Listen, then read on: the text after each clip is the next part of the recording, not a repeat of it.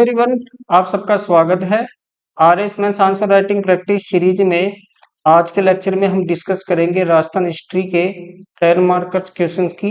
ठीक है दोस्तों, तो आज के लेक्चर में टोटल 2 क्वेश्चन होंगे जिसका आंसर मैंने पहले से ही लिख दिया है ताकि वीडियो की लेंथ वो कम हो।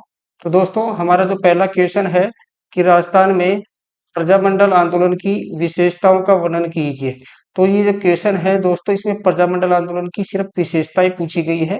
ठीक है, तो सबसे पहले देखते हैं हम इसका जो इंट्रो है, ठीक है, परिचय, कि प्रजामंडल आंदोलन स्वतंत्रता से पूर्व राजस्थान में होने वाले सामाजिक राजनीतिक आंदोलन थे। ये मुख्यतः रियासतों में लोकतंत्र की स्थापना, स्वायत्तता, उत्तरदायी शासन की स्थापना, सामाजिक न्याय के लिए चलाए गए। इन आंदोलन की विशेषताएं निम्न है। तो दोस्तों, हमने 2 लाइन में इस जो आंसर है, इस आंसर में हमने 2 लाइन में इंट्रो लिख दिया है। ठीक है, और इंट्रो में हमने ओपन स्टेटमेंट से शुरू किया है। ठीक है, अब हम इसकी जो विशेषताएं हैं उन विशेषताओं के ऊपर डिस्कस करेंगे। तो देखो दोस्तों, सबसे पहली जो विशेषता है प्रजामंडल आंदोलन की वो है राजनीतिक प्रतिनिधित्व की मांग। ठीक है, तो प्रजामंडल जो आंदोलन चले इनमें राजनीतिक प्रतिनिधित्व की मांग की गई थी। तो इसमें शासकों की सत्ता को चुनौती दी गई थी, उत्तरदायी सरकार व प्रतिनिधित्व की मांग की गई थी। दूसरी विशेषता है दोस्तों सामाजिक सुधार। इसमें जातिगत भेदभाव समाप्ति, समानता, महिला शिक्षा प्रसार और भूमि सुधार का प्रयास किया गया। तीसरी विशेषता है अहिंसक प्रतिरोध किया गया। इसमें दोस्तों गांधीवादी साधनों का प्रयोग किया गया, जैसे बहिष्कार, हड़ताल और शिष्टमंडल और प्रदर्शन। ठीक है, चौथी विशेषता है दोस्तों प्रजामंडल आंदोलन में एकता और एकजुटता प्रदर्शित की गई। किसानों, श्रमिकों, शिल्पियों, व्यापारियों, छात्रों, बुद्धिजीवियों को एकजुट किया गया। ठीक है, पांचवी विशेषता है स्थानीय और क्षेत्रीयता केंद्रित था प्रजामंडल आंदोलन। तो इसमें स्थानीय संदर्भों और परिस्थितियों के अनुरूप विभिन्न रियासतों में उत्पन्न और विकसित हुआ। ठीक है, नेक्स्ट हम डिस्कस करते हैं छठी जो विशेषता है दोस्तों वो नेतृत्व व संगठन। ठीक है, तो नेताओं, बुद्धिजीवियों, कार्यकर्ताओं के विविध समूहों ने नेतृत्व प्रदान किया जिन्होंने आंदोलन को दिशा व संगठन प्रदान किया। सातवीं विशेषता है दोस्तों क्रमिक विकास। ठीक है, कई वर्षों में विकसित हुआ, इसलिए इसका क्रमिक विकास हुआ है, धीरे धीरे अचानक से उत्पन्न नहीं हुआ है। स्थानीय समस्याओं से प्रारंभ व लोकतांत्रिक अधिकारों और स्वशासन के लिए व्यापक संघर्ष में परिणत हुआ। तो दोस्तों, जो हमारा प्रजामंडल आंदोलन है वो स्थानीय समस्याओं से तो प्रारंभ हुआ और धीरे धीरे लोकतांत्रिक अधिकारों और स्वशासन के लिए एक व्यापक संघर्ष में बदल गया। ठीक है, आठवां जो हमारा जो विशेषता है दोस्तों वो है प्रभाव और विरासत। जो प्रजामंडल आंदोलन हुए इनके क्या प्रभाव पड़े और इन्होंने विरासत में क्या छोड़ा। अंततः रियासतों में लोकतंत्रीकरण में योगदान दिया व राजस्थान के भारतीय संघ में एकीकरण के लिए आधार तैयार किया। दोस्तों, ये हमने प्रजामंडल आंदोलन की विशेषताएं थी वो देखी। आगे हम इसका जो एस्ट्रो है यानी कंक्लूजन है वो लिखते हैं 2 लाइन में कि प्रजामंडल आंदोलन एक जटिल और बहुआयामी आंदोलन था जिसने राजस्थान के राजनीतिक और सामाजिक परिदृश्य पर स्थायी प्रभाव डाला। तो ये दोस्तों हमारा क्लोज स्टेटमेंट था। मैंने आपको पिछले वीडियो में बताया था जब हम स्ट्रेटेजिक वीडियो बना रहे थे, तो अगर आपने नहीं देखे हैं तो उनको देख लेना ताकि आपको समझ में आ जाए कि जो बड़े क्वेश्चन है उसको किस किस प्रकार से हैंडल करने हैं, उसका जो आंसर है उसका फॉर्मेट क्या होना चाहिए। ठीक है दोस्तों, तो जो हमारा ये जो क्वेश्चन था प्रजामंडल की विशेषता ये हमने कंप्लीट किया। तो नेक्स्ट हमारा क्वेश्चन है दोस्तों वो भी इसी टॉपिक से रिलेटेड है। जो हमारा क्वेश्चन है राजस्थान में प्रजामंडल आंदोलन के प्रभावों की विवेचना कीजिए।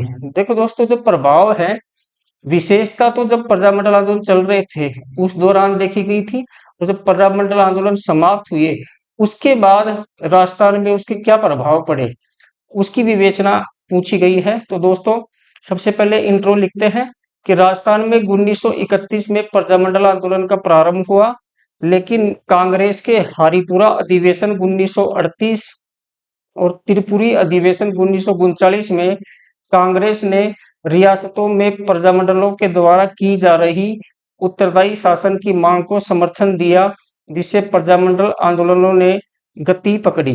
ठीक है, तो हमने दोस्तों इंट्रो में हमने बैकग्राउंड लिखा, ठीक है, कि प्रजामंडल आंदोलन थे, उनका बैकग्राउंड था वो हमने 2-3 लाइनों में लिख दिया, ठीक है, ये हमारा इंट्रो हो गया।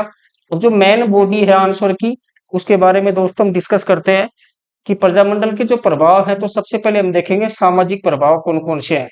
तो सामाजिक प्रभाव में दोस्तों एक तो है सामाजिक सुधार, कि कुरीतियों व बेकार प्रथा का विरोध किया गया, ठीक है, तो इनमें कमी आई थोड़ी सी, ठीक है। प्रभाव मतलब प्रजामंडल होने के बाद, ठीक है, तो कुरीतियों और बेकार प्रथा का विरोध किया गया था प्रजामंडल आंदोलन के दौरान, तो इनमें क्या आई थोड़ी सी कमी।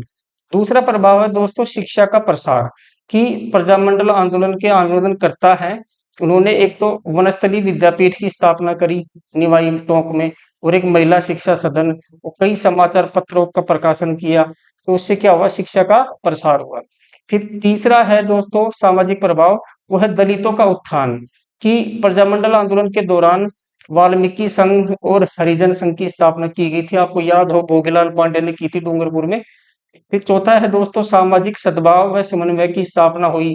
पांचवा है घरेलू उद्योगों को बढ़ावा मिला, जैसे खादी का प्रसार हुआ, रोजगार सृजन हुआ, महिला सशक्तिकरण हुआ, महिलाओं की राजनीति में सक्रिय भागीदारी बढ़ी, ठीक है। तो ये प्रजामंडल आंदोलन के सामाजिक प्रभाव रहे। बात करते हैं दोस्तों राजनीतिक प्रभाव। तो दोस्तों राजनीतिक प्रभाव में सबसे पहले राजनीतिक जागरूकता पैदा हुई, जो प्रजामंडल आंदोलन चले इसके बाद राजस्थान में राजनीतिक जागरूकता पैदा हुई, राजस्थान का एकीकरण हुआ, और एकीकरण होने के बाद राजस्थान का भारत संघ में विलय हुआ।